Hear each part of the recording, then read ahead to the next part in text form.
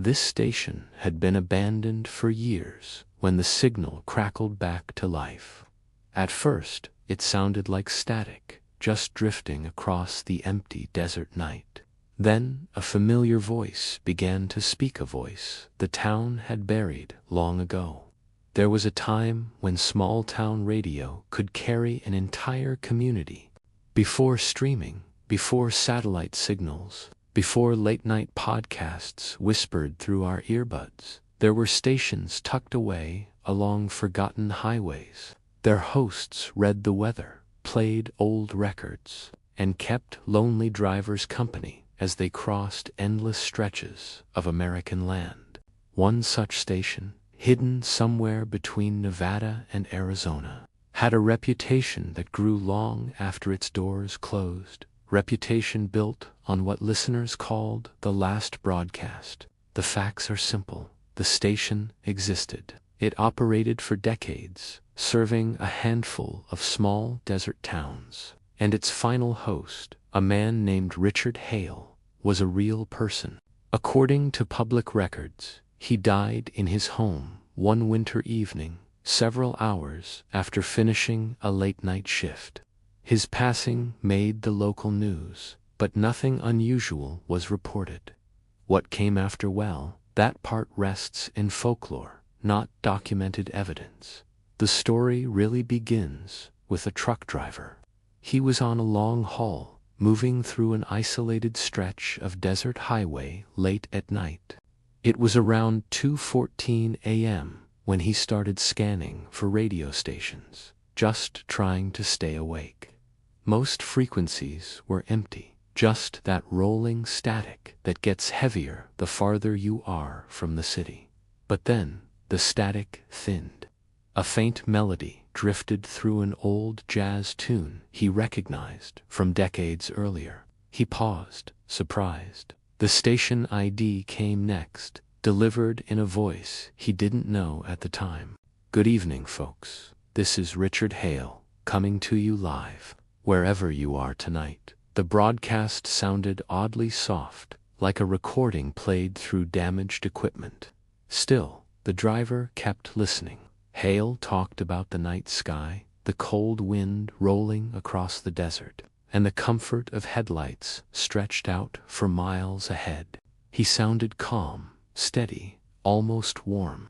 Then the song changed, another old track, one the driver hadn't heard in years. When the driver pulled into a gas station the next morning, he asked the clerk about the station he'd been listening to. When the driver pulled into a gas station the next morning, he asked the clerk about the station he'd been listening to. When the driver pulled into a gas station the next morning, he asked the clerk about the station he'd been listening to. When the driver pulled into a gas station the next morning, he asked the clerk about the station he'd been listening to. When the driver pulled into a gas station the next morning, he asked the clerk about the station he'd been listening to. When the driver pulled into a gas station the next morning, he asked the clerk about the station he'd been listening to. The clerk just gave him a strange look.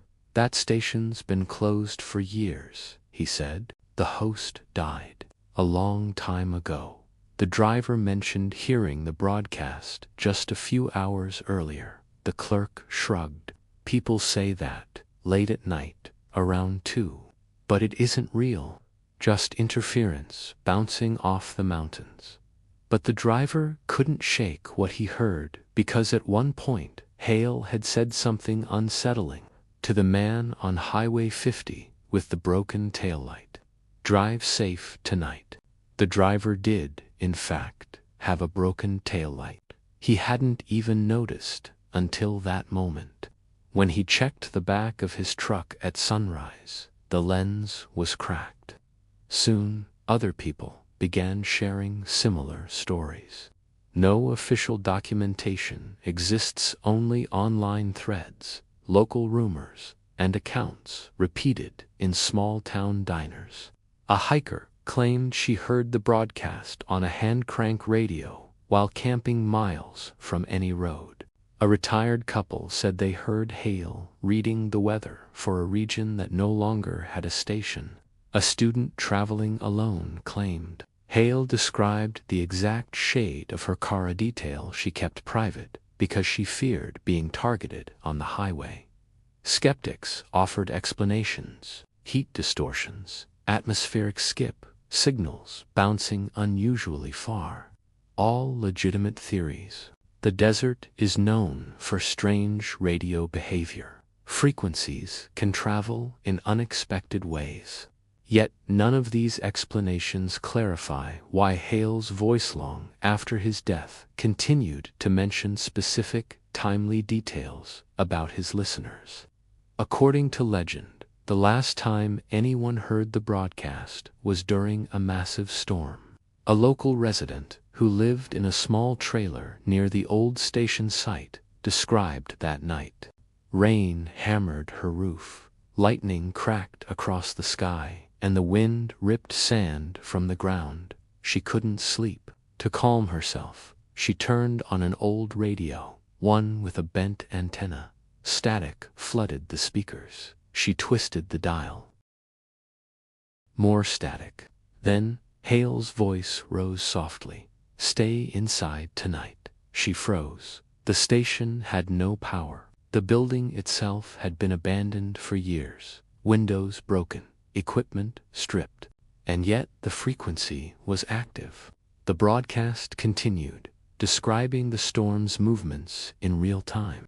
Hale warned drivers on certain roads that had been closed earlier that evening. He spoke slowly, as if measuring every word. Then he said something she would never forget to the woman in the yellow trailer. "The storm will pass, but don't open your door." Lightning struck nearby.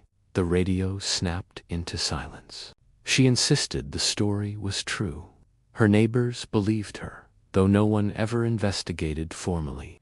The station building remained empty, sand collecting inside its frame.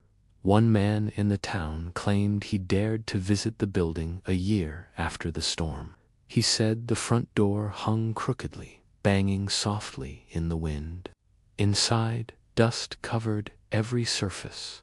The broadcast booth was nearly empty, just a broken microphone, a cracked window, and a metal chair lying on its side. But the strange part, according to him, wasn't the emptiness.